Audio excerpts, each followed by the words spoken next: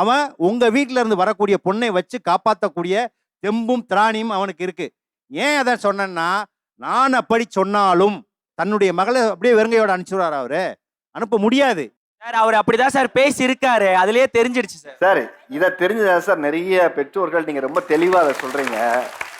எப்படியுமே வேணும்னு கேட்கறத விட இப்ப புது ட்ரெண்ட் என்னன்னா, வேண்டாம் இது உங்கள் வீட்டு பெண், நீங்கள் பார்த்து என்ன செய்யணுமோ செய்யுங்க இல்ல அப்படின்னு சொல்றது இருக்குல்ல. அப்போ எப்படினாலும் வர வேண்டியது வந்துதான் ஆகும்.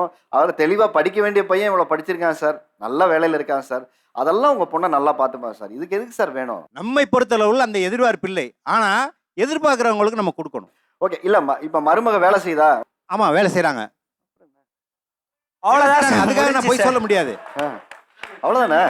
இந்த நாட்டுல மருமக வேலை செஞ்சாலும் 100 பவுன் கேட்கிற ஆள்லாம் இருக்காங்க சார். சார் கேட்கறவங்களே நீங்க தான் சார். நாங்க இல்ல சார், நான் தான் எதுவுமே கேட்கலைன்னு சொல்லிட்டேனே.